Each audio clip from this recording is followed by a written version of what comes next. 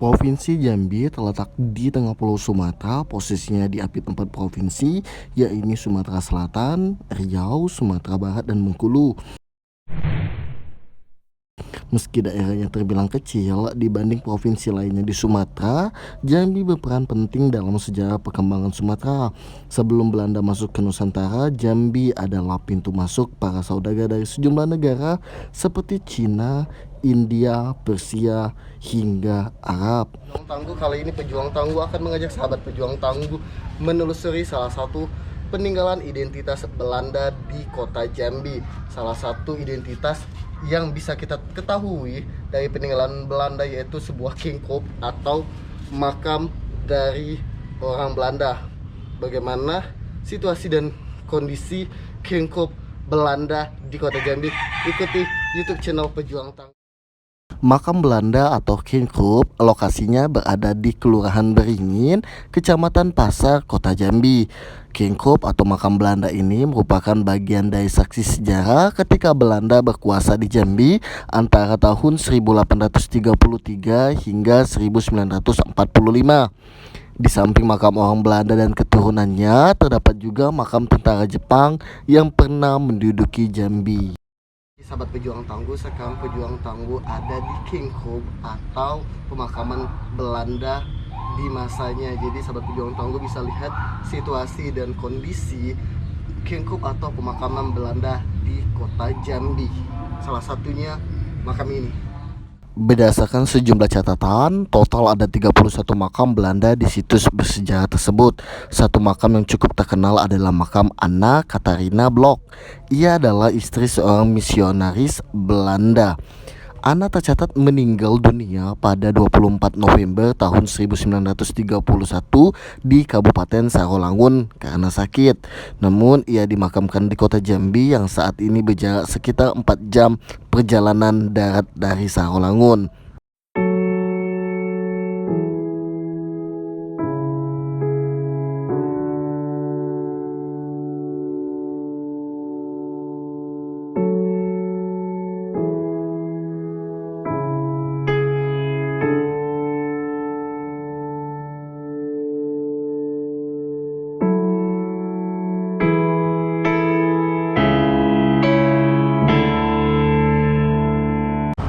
Oke, tidak begitu jauh dari Kingkop atau makam Belanda ataupun juga di dekat Masjid Seribu Tiang Kota Jambi ada sebuah peninggalan tempat air bersih di zaman Belanda, yaitu dibangun tahun 1928.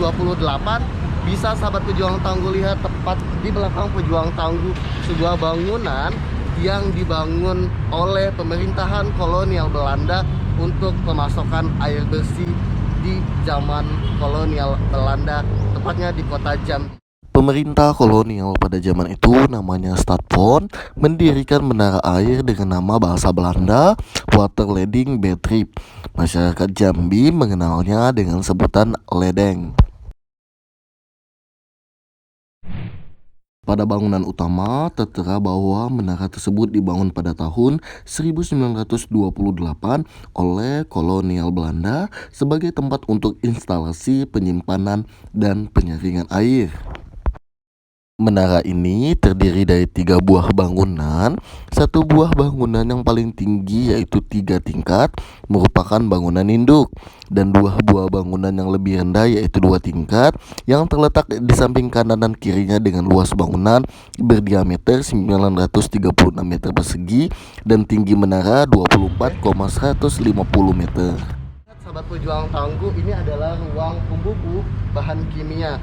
Jadi ada beberapa proses untuk menjadikan air jernih yang bisa dipasokkan kepada warga-warga di kota Jambi, tepatnya pada masa pemerintahan kolonial Belanda di kota Jambi. Selain digunakan untuk menyalurkan air ke beberapa rumah, menara itu juga dimanfaatkan oleh para tentara Belanda untuk memantau gerak-gerik warga pribumi atau siapa saja yang melewati Sungai Batanghari melalui celah-celah jendela yang ada pada bangunan menara utama. Setelah kemerdekaan, pemerintah Indonesia melalui pemerintah di Jambi mengambil alih menara tersebut dan kemudian oleh Kota Jambi difungsikan dan menjadi perusahaan daerah air minum atau PDAM Tirtamayang untuk pertama kali pada tahun 1974.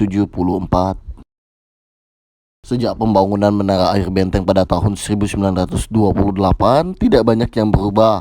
Tangga yang ada pada bangunan utama masih berbentuk lurus, memiring dengan menggunakan besi yang dilas, sehingga kesan seperti berada di zaman kolonial.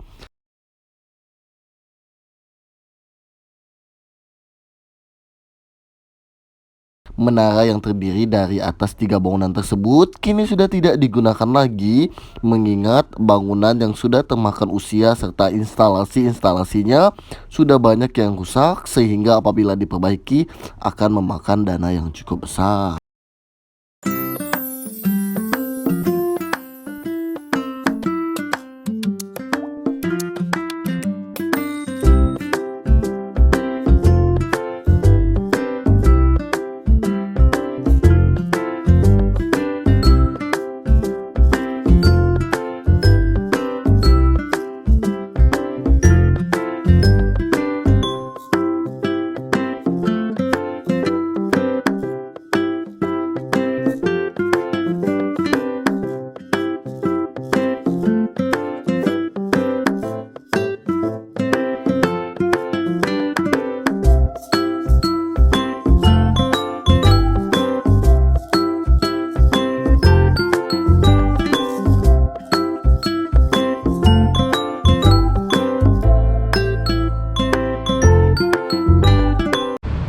Nuansa Islami bisa kita temuin di kota Jambi, tepatnya berada di Masjid Al-Falah atau lebih dikenal oleh masyarakat kota Jambi yaitu Masjid Seribu Tiang.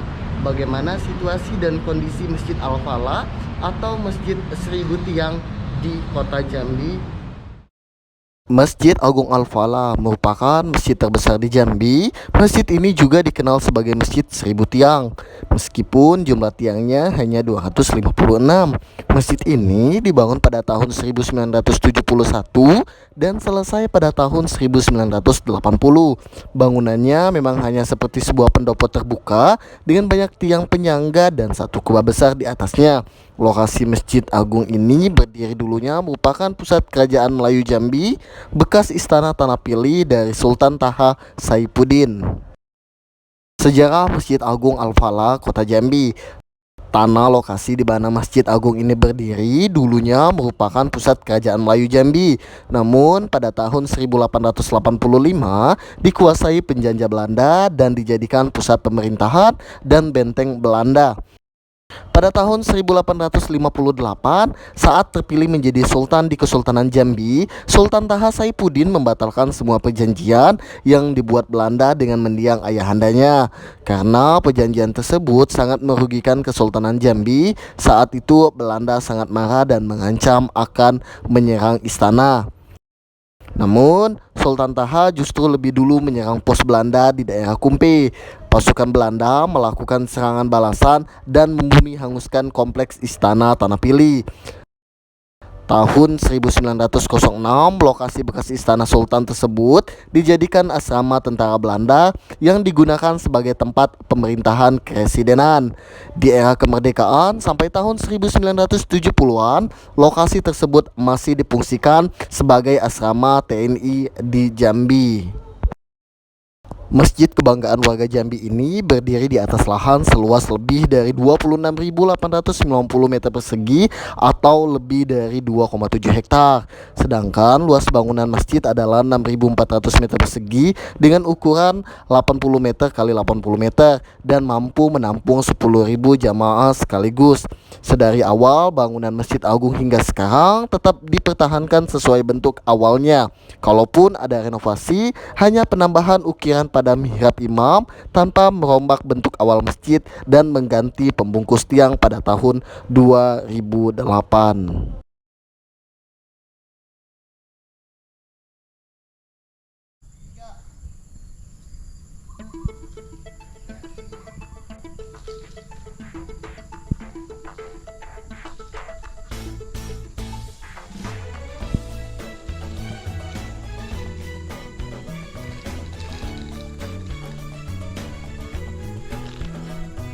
alternatif terbaik untuk mengelilingi candi di Candi Muaro Jambi. Buat sahabat pejuang tangguh, direkomendasikan untuk menggunakan transportasi, salah satunya sepeda. Karena untuk menuju berbagai macam titik candi, kita membutuhkan tenaga yang ekstra. Candi Muaro Jambi adalah sebuah kompleks pecandian agama Hindu-Buddha terluas di Asia Tenggara. Candi Muaro Jambi kemungkinan besar merupakan peninggalan Kerajaan Sriwijaya dan Kerajaan Melayu. Di situs ini baru 9 bangunan yang telah dipugar dan kesemuanya adalah bercorak Buddhisme. Kesembilan candi tersebut adalah Candi Kotomahligai, Kedaton, Gedong 1, Gedong 2, Gumpung Tinggi, Telago Rajo, Kembar Batu, dan Candi Astano. Candi Muaro Jambi merupakan tempatnya bertemu berbagai budaya, di mana ada manik-manik yang berasal dari Persia, Cina, dan India. Agama Buddha Mahayana Tantrayana diduga menjadi agama mayoritas dengan diketemukannya lempeng-lempeng bertuliskan wajah pada beberapa candi yang membentuk mandala. Kompleks Pecandian Muaro Jambi terletak pada tanggul alam kuno Sungai Batanghari. Situs ini mempunyai luas 12 km persegi, panjang lebih dari 7 km, serta luas sebesar 260 hektar yang membentang searah dengan jalur sungai. Situs ini berisi 110 candi yang sebagian besar masih berupa gundukan tanah atau minapo yang belum dikupas. Dalam kompleks pecandian ini terdapat pula beberapa bangunan berpengaruh agama Hindu. Di dalam kompleks tersebut tidak hanya terdapat candi, tetapi juga ditemukan parit atau kanal kuno buatan manusia, kolam tempat penampungan air, serta gundukan tanah yang di dalamnya terdapat struktur bata kuno. Dalam kompleks tersebut minimal terdapat 85 buah menapo yang saat ini masih dimiliki oleh penduduk setempat. Selain tinggalan yang berupa bangunan dalam kompleks tersebut, juga ditemukan arca Prajna Paramita, 2 kepala, gajah sima, umpak batu, lumpang atau lesung batu, gong perunggu dengan tulisan Cina, mantra Buddhis yang ditulis pada kertas emas, keramik asing, tembikar, belanga besar dari perunggu, mata uang Cina, manik-manik, bata-bata bertulis, bergambar dan bertanda, fragmen pecahan arca batu, batu mulia, serta fragmen besi dan perunggu. Selain candi, pada kompleks tersebut juga ditemukan gundukan tanah atau gunung kecil yang juga buatan manusia. Oleh masyarakat setempat, gunung kecil tersebut disebut sebagai Bukit Sengalo atau Candi Bukit Perak. Dan di sini adalah salah satu telaga raja, tempat pemandian raja di kala pusat kerajaan Sriwijaya berdiri.